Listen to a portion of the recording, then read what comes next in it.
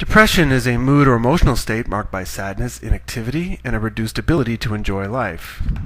It can be marked by feelings of hopelessness or pessimism, fatigue or very little energy, low self-esteem, and a sense of worthlessness. Now, these feelings can lead to noticeably decreased activity, slowness in thought or action, weight gain or loss, suicidal thoughts, obviously, and difficulty in making decisions.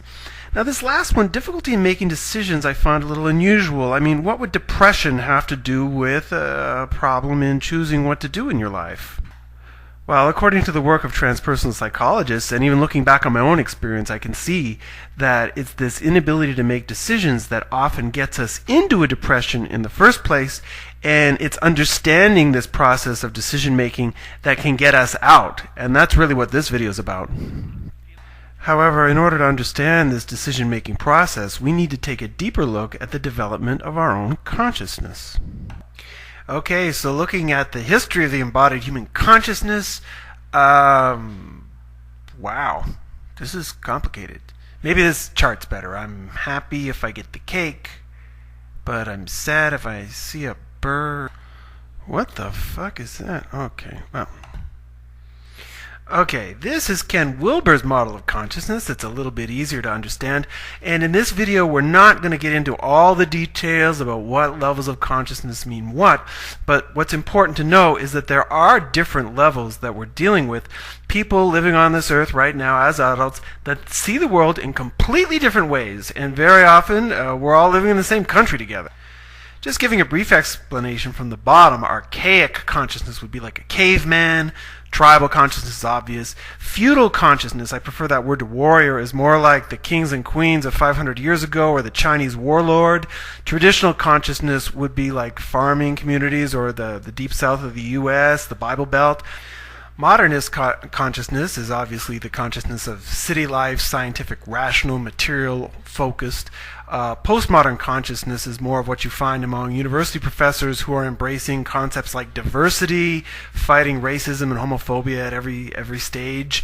And then integral consciousness is a level that has a mystic awakening and recognizes the value of all of the other levels, where usually the other levels tend to be fighting with each other. One level we won't be dealing with today is post-integral consciousness, which is a very high level of spirituality, which I think includes only 3 people: Jesus, Buddha, and probably Ken Wilber himself.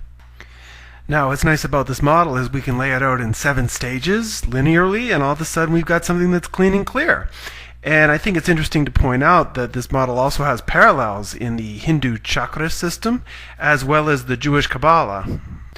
Now, this development of our consciousness can last an entire lifetime, and it's very common for one stage of our consciousness to take from 5 to 7 years for it to fully develop and move on to the next one. And while we are moving linearly from stage to stage over time, once we're in a stage, there is this process of sort of regression and moving forward.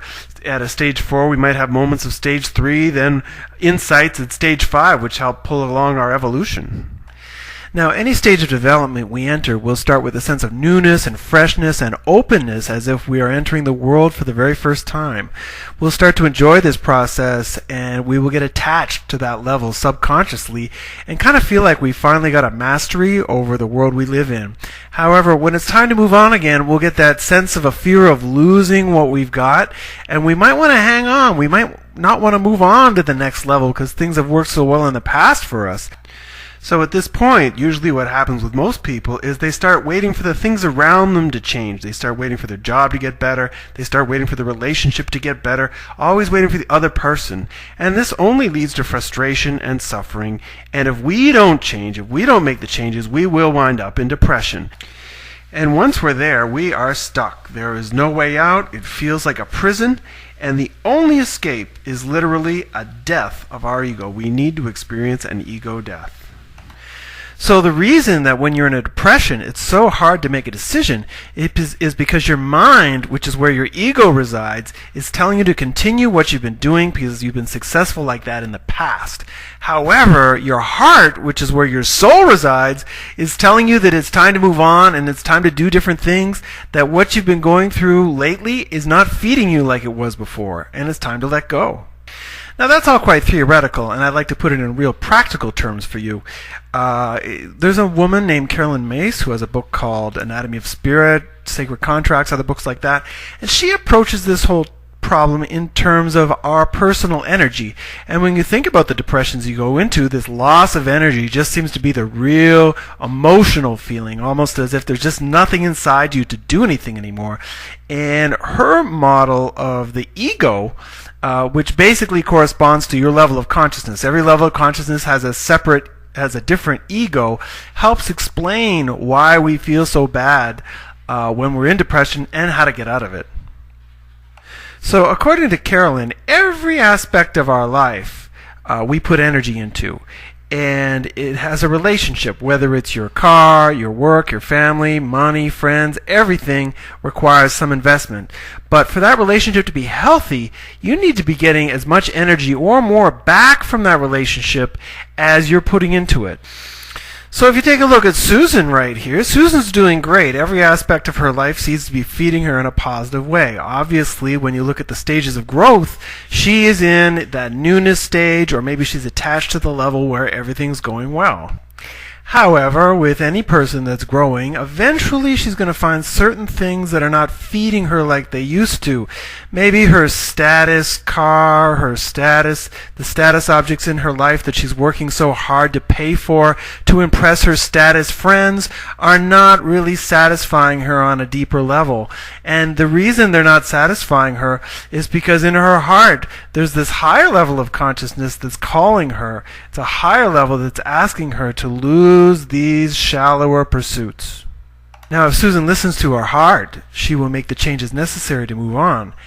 However, if she wants to hang on to what she's enjoyed in the past and she thinks rationally and logically about what she's doing, she will probably hang on and endure frustration and then suffering, and then eventually she will enter into a depression. And in that depression, not only are the relationships that weren't feeding you going very well, but you can lose a taste for everything. You can lose a taste for your entire life, even the things that were going great. Now, Susan isn't the only one who's afraid to change. In the book Denial of Death by Ernest Becker, he wins a Nobel Prize by showing how humans are basically afraid to change because on a subconscious level, we associate letting go of old ways and old ideas with death. For us, change is the equivalent of death, and if you're afraid to die, you are literally afraid to live. However, Susan will eventually let go of what she needs to let go, provided that she doesn't take antidepressants, and with that, there could be a period of mourning, especially for a big loss, like losing a career or a divorce or something like that. However, eventually, what will happen is she will feel a surge of energy that comes from this release of relationships that were not feeding her. Other sensations are that, again, this newness comes. There's an opening, a widening of your perspective, and very often a sense of synchronicities, almost like things are just coming together for you. So getting back to Susan, maybe she reprioritizes things. Maybe even with all this energy, she decides to lose her religion. She reprioritizes her life. She finds herself making more money. She invests in new relationships, like a new puppy. She takes a bicycle to work instead of driving a fancy car. She puts her happiness ahead of her drive for success, and maybe even takes more vacations. You know, all this can come with this new leap of consciousness. Now, going back to our theoretical model, you can see that this leap does require a dying of some sort, a dying of your ego death. And these deaths happen in our society. It's quite common to see people move from a traditional level of consciousness to a modern level, or from a modern level to a postmodern. Now, the role of antidepressants in this situation is just terrible, because antidepressants stop you from feeling those painful feelings that will actually motivate you to change your life. So if you can't feel, you can't grow. Antidepressants numb the heart. Now, many people talk about ending depression with diet and exercise, or meditating and yoga and connecting with nature, and I think all those practices are wonderful.